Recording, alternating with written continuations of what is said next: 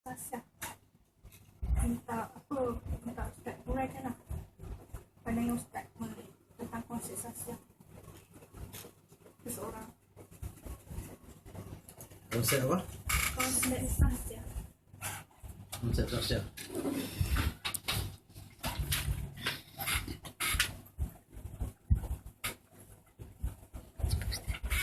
Jadi kalau yang orang sekarang faham ni sosial ni adalah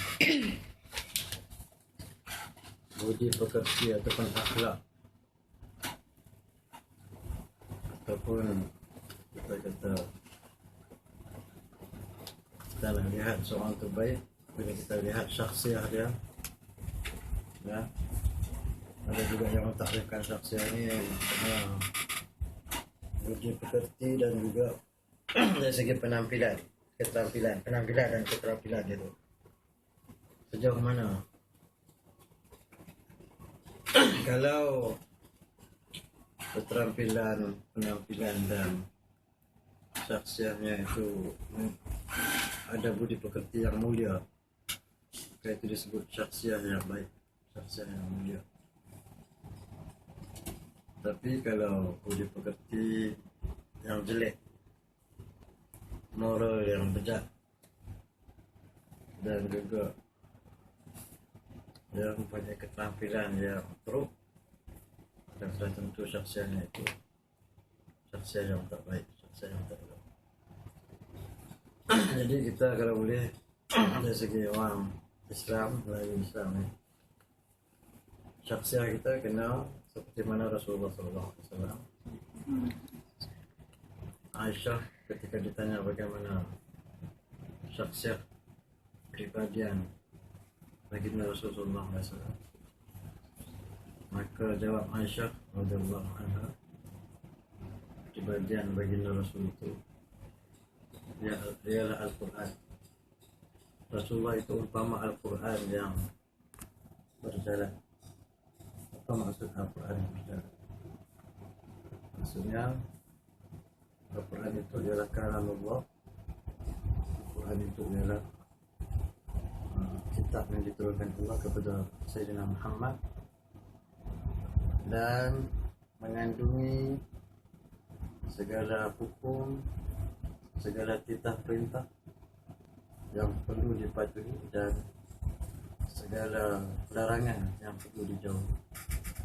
Jadi maknanya kepribadian baginda itu seperti Al-Quran itu ialah baginda mematuhi segala titah perintah Tuhan dan menjauhi segala larangan.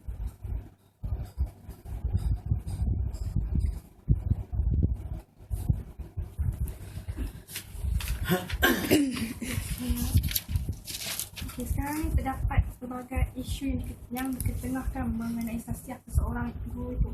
Dan diberi amanat, yang mereka tahu guru diberi amanat untuk mendidik bangsa. Namun terdapat juga segelintir guru yang telah meninggalkan impak yang negatif. Contohnya sekarang itu sekaluan dengan sulit dengan pelajar-pelajar. Dia apakah pendapat Ustaz mengenai isu ini? Ya, kalau itu yang kita sebut tadi, bila seorang itu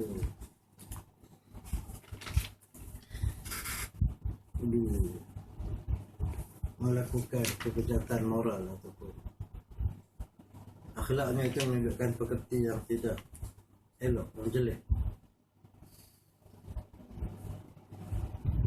Kenapa perkara ini berlaku? Kerana tidak ada kepatuhan kepada syariat, tidak mengikut segala lunas-lunas agama,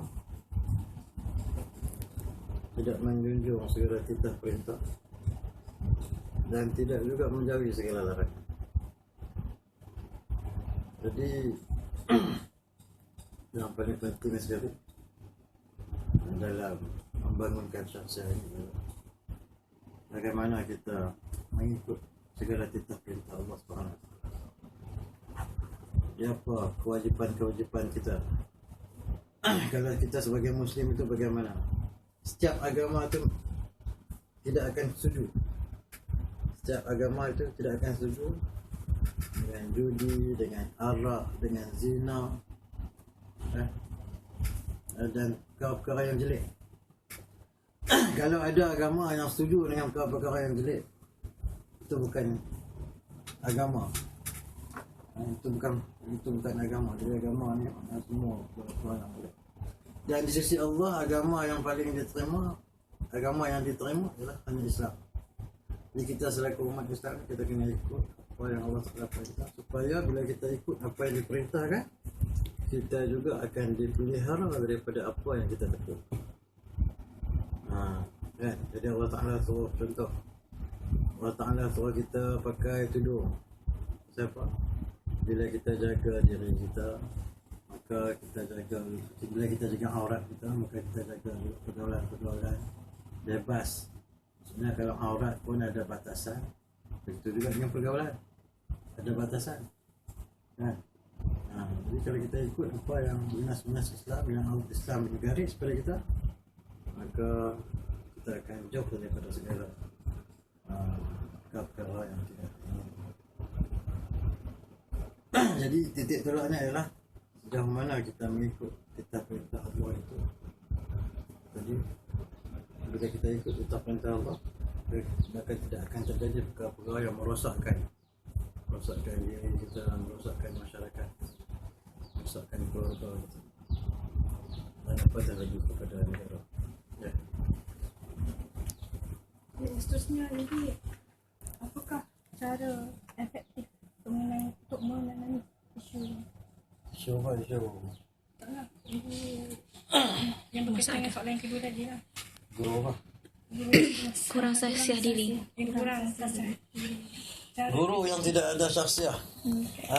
Guru yang tidak ada syakhsiah ni kita suruh dia ada syakhsiah. Bagaimana ada syakhsiah? Dengan mengamalkan akhlak-akhlak yang terpuji, akhlak-akhlak yang hamidah, akhlak-akhlak yang mahmudah. Apa dia akhlak-akhlak yang mahmudah? Kita kena tanam dalam diri jiwa-jiwa guru ni akhlak-akhlak yang mahmudah. Akhlak-akhlak yang mahmudah tu bagaimana? Di antaranya redha apa Allah Ta'ala bagi, redha apa yang kita dapat, kita redha. Masalah bila kita tak redha tu, kita nak buat macam-macam. Kan orang kadang-kadang dia tak redha. Duit dia sikit dia tak redha. Mak dia mati dia tak redha dengan ketentuan Tuhan. Tak sabar orang apa ni.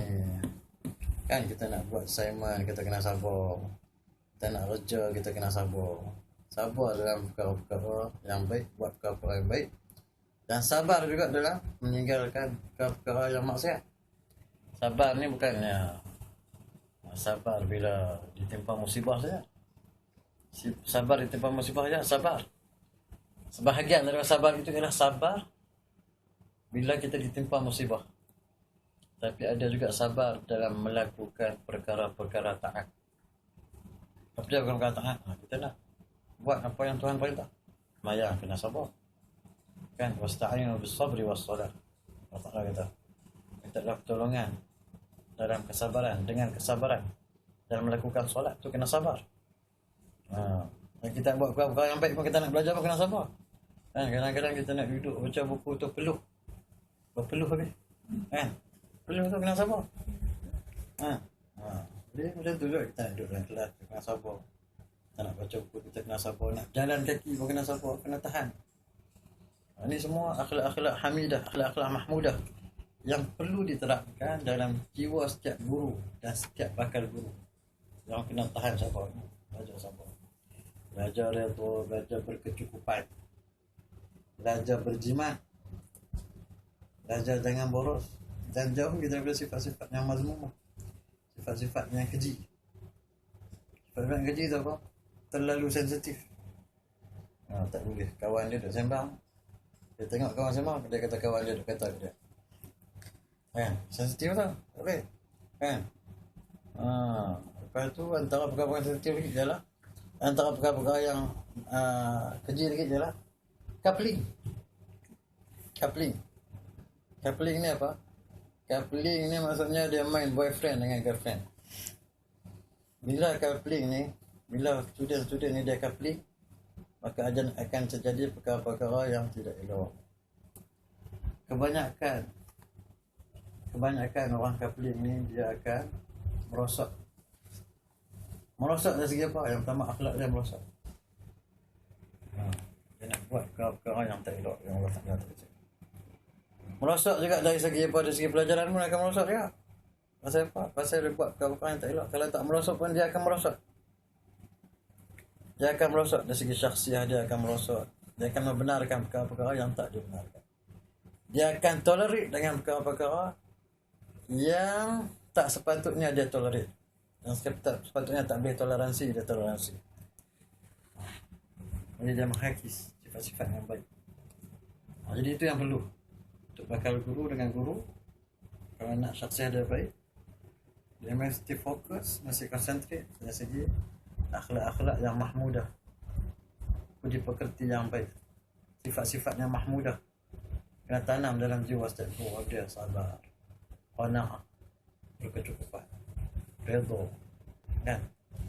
Di samping sifat-sifat akhlak-akhlak terpuji yang digalakkan oleh Islam, itulah ada khauf, takut apa? Takut Allah Ta'ala murka. Takut Allah Ta'ala murka. Khauf, ada raja, ada harapan. Harap Allah Ta'ala mengampunkan dosa kita. Harap Allah Ta'ala bagi rahmat kepada kita. Harap Allah Ta'ala pelihara kita masa kita belajar, masa kita berjalan, masa kita kat mana-mana pun kita harap tu harapan. Harapan kita kepada Allah tu tinggi. Dan lain-lain lah. Aku dah fikir tengok. Ya, pergi. Rasanya Nanti saja. itu saja. Terima kasih banyak. Berapa minit? 12 minit. Ya, memang. Okey dah. Terima kasih banyak Ustaz. Okay, malam ni kita jumpa.